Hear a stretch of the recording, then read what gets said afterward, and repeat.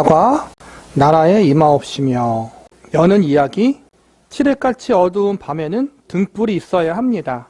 어두움의 권세가 세상을 휩쓸고 있을 때 성도가 할 일은 무엇일까요? 내용 살피기. 1번 하나님의 나라. 하나님의 나라는 성부 하나님의 나라입니다. 하나님은 만물을 다스리시는 왕입니다. 하나님 나라란 주로 하나님의 주권적 통치를 뜻하지만 그분의 주권을 행사하는 영역을 말하기도 합니다. 예수님의 천국 비유에 등장하는 곳간, 그물, 포도원 등이 그렇습니다. 유대인들은 하나님을 바로 부르기가 송구스러워서 하늘로 바꾸어 불렀고 하나님 나라를 하늘나라, 천국이라고 했습니다. 신약 성경에서 천국과 하나님의 나라는 같은 의미로 쓰입니다. 하나님의 나라는 예수 그리스도의 나라입니다. 예수님이 탄생부터 승천에 이르기까지 전 생애를 통해 세우신 새로운 세계 질서입니다. 예수 그리스도는 오직 하나님의 뜻을 이루기 위해 세상에 오신 분입니다. 인간은 하나님의 뜻을 어기며 그의 통치를 거절했습니다. 그러자 세상 임금이 들어와 사람들을 죄와 죽음으로 다스리게 되었습니다. 하나님은 그리스도를 보내시어 세상 권세 잡은 자로부터 그의 나라를 회복하십니다. 유대인들은 정치적인 메시아가 와서 무너진 다윗 왕국을 재건할 것이라고 기대했습니다. 예수님은 왕이 되어달라는 이스라엘의 요청을 거절하고 오히려 섬기는 종이 되어 자신을 죽음에 내어주셨습니다. 예수님의 나라는 무력으로 사람들을 굴복시켜 이루는 나라가 아닙니다. 죄인들을 구원하기 위해 친히 자기 몸을 죽음에 내어줌으로써 이루신 나라입니다. 이 나라는 그리스도의 재림의 때에 온전히 드러나고 완성됩니다. 하나님의 나라는 성령님의 나라입니다. 성령님은 하나님의 영이시자 그리스도의 영이시므로 성령님을 통해 다스리시는 하나님의 나라는 곧 그리스도의 나라이자 성령님의 나라입니다. 하나님의 말씀과 그리스도를 통해 만물을 다스리시듯 성령님을 통해서도 다스리십니다. 성령 하나님의 도우심으로 성경을 읽은 자는 말씀을 깨닫고 순종할 수 있습니다. 성령님의 감동된 자가 내면의 변화를 일으켜 순종할 때 신령한 하나님의 나라는 이루어집니다. 오직 성령님으로 거듭난 사람만 들어갈 수 있는 신령한 나라입니다. 그 나라는 무엇을 먹고 마실까 하는 문제를 두고 갈등하고 다투는 나라가 아닙니다. 오히려 하나님의 나라는 성령님의 인도를 따라 의와 평화와 기쁨이 충만하게 이루어지는 나라입니다. 질문 1. 하나님의 나라는 하나님의 주권과 통치와 하나님의 통치 영역을 뜻합니다. 하나님의 주권이 미치고 하나님이 통치하는 곳. 원래대로 하면 하나님이 온 세계의 주인이시기 때문에 온 세계의 주권자와 통치자가 하나님이잖아요. 그런데 죄가 들어와서 그게 어그러졌잖아요. 그래서 하나님의 주권과 통치가 미친다는 뜻은 원래는 온 세계지만 하나님의 백성들을 통해서 하나님의 통치와 하나님의 주권이 이 세계에 실현되는 걸 의미하는 거예요. 그래서 하나님의 주권과 통치가 하나님의 나라라고 볼 수 있다는 거예요. 질문이 하나님의 나라는 예수 그리스도의 나라고 성령님의 나라입니다.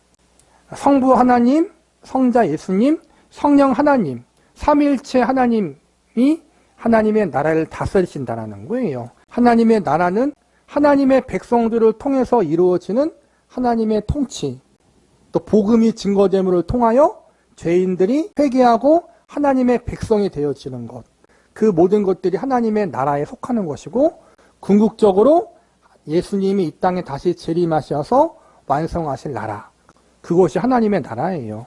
두 가지 뜻이 있는 거죠.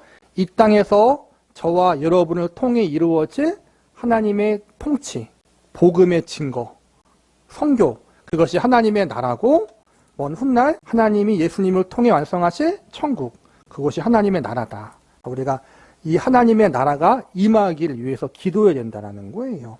2번, 현재와 미래의 하나님 나라를 위한 강구. 하나님 나라는 지금 여기에 있습니다. 예수 그리스도께서 죽으시고 부활 승천하셔서 죄와 사망에서 건져낸 신자 안에 그 나라가 임했습니다.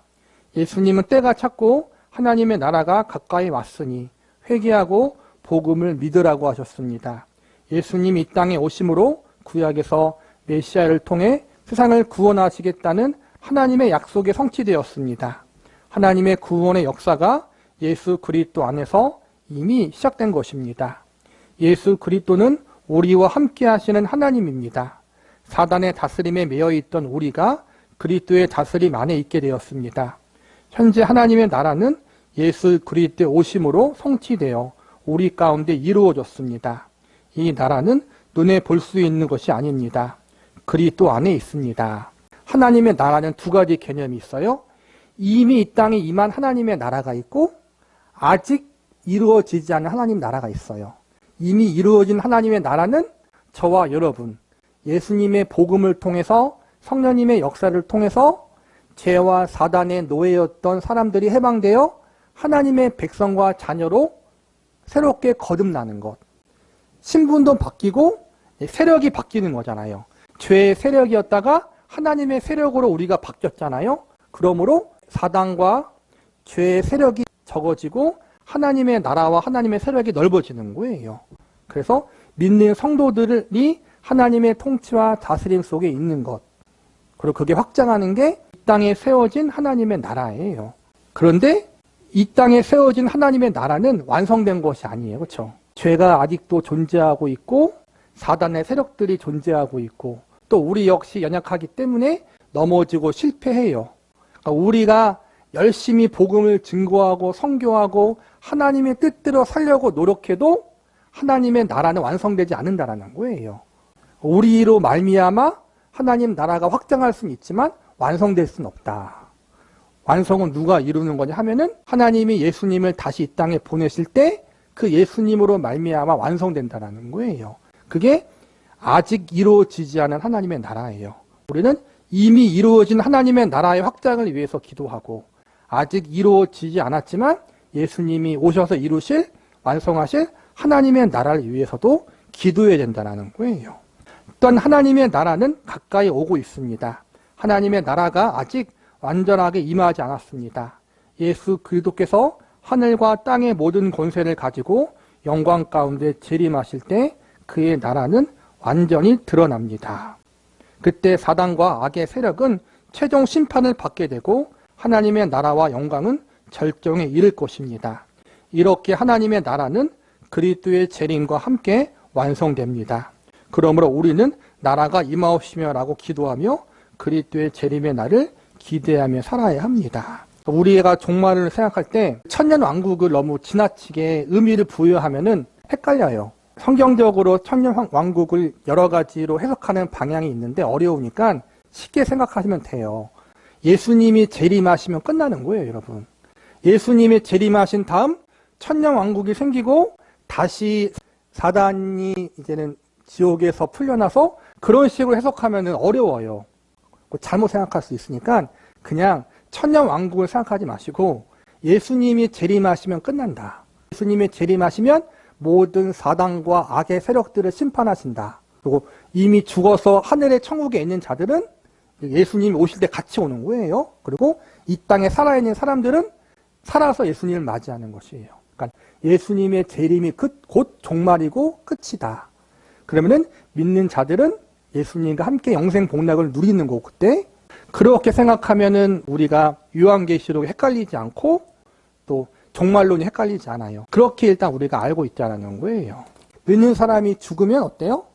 천국에 그 영혼이 가는 거잖아요. 그렇죠? 그리고 믿는 사람들이 예수님의 종말을 맞이하면 그때는 영생 복락을 누리는 거예요. 살아서. 그렇죠?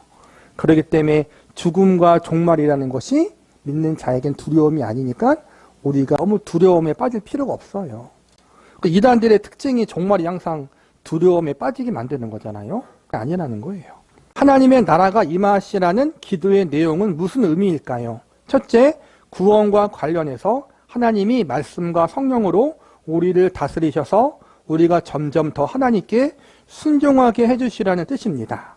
예수 그리스도로 말미암아 의롭게 되어 거룩하게 살 수 있는 은혜를 받은 사람이 드릴 마땅한 강구입니다. 둘째, 선교와 관련하여 우리에게 임한 천국 복음이 땅끝까지 전파되어 온 세상이 하나님의 영광을 찬양하며 그분께 순종하게 되기를 강구하는 것입니다. 셋째, 종말과 관련하여 예수 그리스도께서 다시 오시어 하나님의 나라가 온 우주에 충만히 임하기를 바라는 간구입니다. 따라서 하나님의 나라가 임하기를 구하는 기도는 현재와 미래, 개인과 온 우주와 관련됩니다. 신자와 교회가 날마다 새로워지고 교회가 전하는 복음을 통해 죄인들이 회개하고 예수 그리스도께로 돌아오며 온 세상이 하나님의 영광을 노래하기를 구하는 요청입니다. 하나님의 나라가 임하옵시오며라는 기도의 내용에 담긴 의미가 이거라는 거예요.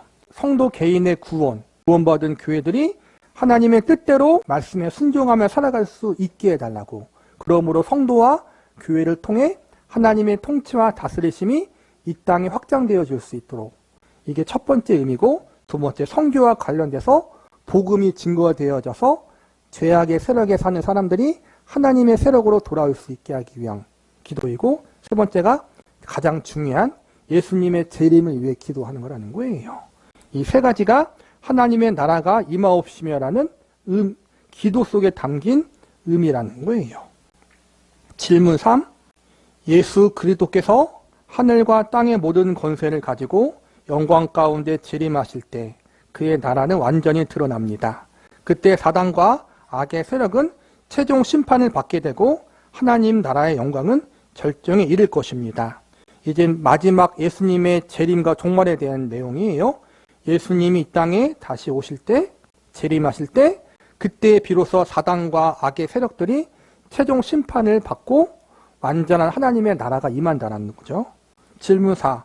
주의 나라가 임하도록 기도하는 세 가지 의미는 무엇입니까? 방금 우리가 38페이지에 배운 거예요. 첫째, 구원에 관련되어진 것, 교회와 성도가 하나님의 뜻대로 바르게 살아가는 것을 위해 기도하는 것이고, 또 두 번째, 성교와 관련돼서 복음이 증거되어지는 것이고, 셋째가 종말과 관련돼서 예수님이 다시 이 땅에 오시는 재림하시어 세상을 심판하신 것에 대한 간구가 우리가 주의 나라가 임하도록 기도하는 기도의 내용에 담긴 의미라는 거예요. 하나님의 나라와 교회, 하나님의 나라와 교회는 서로 밀접하게 관련되어 있습니다.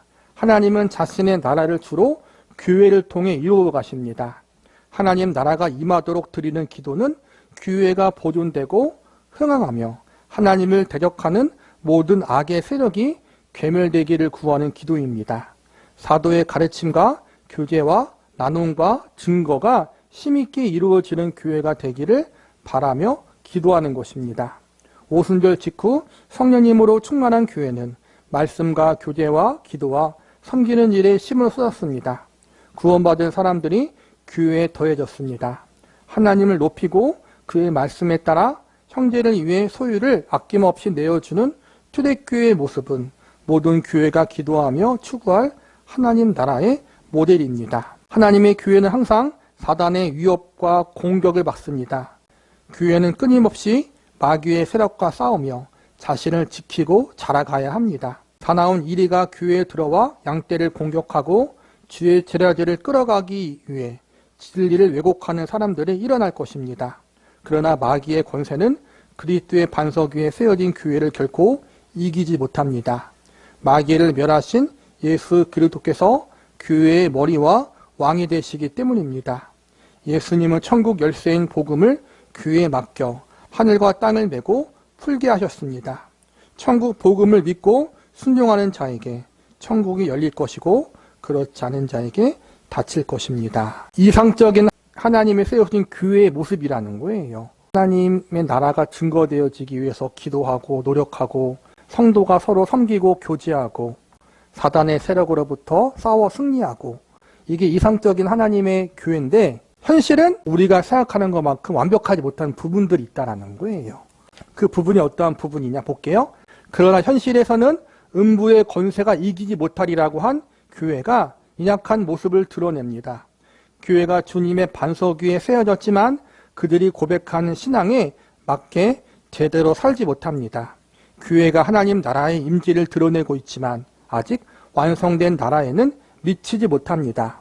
그 결과 모든 피조물이 탄식하며 고통을 겪고 있고 성령님을 받은 신자까지도 탄식하며 몸이 영광스럽게 바뀌게 될 구속의 날을 기다립니다. 우리는 하나님의 나라가 임하기를 간절히 바라며 기도해야 합니다. 교회가 하나님 나라의 아름다운 자태를 드러내지 못하고 어두운 모습을 보일 때도 있습니다.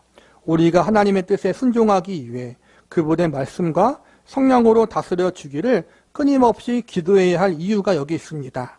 지상교회의 연약함을 보며 우리는 하나님 나라가 임하도록 끈기 있게 간구해야 합니다. 이 땅이 아직 죄가 관영하고 우리 역시 온전하게 성화되지 못한 죄인이기 때문에 용서받은 죄인, 의롭다 인정받은 죄인이에요.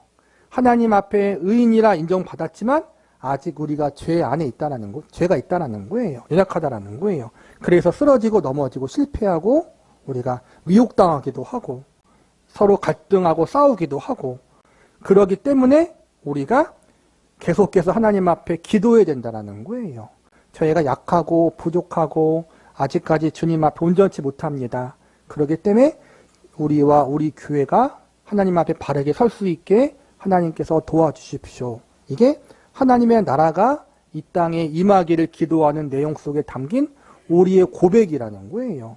질문 5. 하나님의 나라가 임하도록 드리는 기도는 무엇을 구하는 기도입니까? 교회가 보존되고 흥황하고 하나님을 대적하는 모든 악의 세력이 괴멸되는 것, 그리고 사도의 가르침과 교제와 나눔과 증거가 힘있게 이루어지는 교회가 되기를 바라는 것. 질문 6. 주님이 세우신 지상교회는 사단의 권세가 이기지 못합니다. 그런데 왜 교회는 하나님의 나라가 임하도록 기도해야 됩니까? 이상적으로 하나님이 통치하고 다스리는 교회지만, 성도지만 우리가 아직 죄에서 자유롭지 못하기 때문에 교회가 약하고 하나님의 나라가 아직 온전하게 임하지 않았기 때문에 우리가 계속해서 기도해야 된다는 거예요.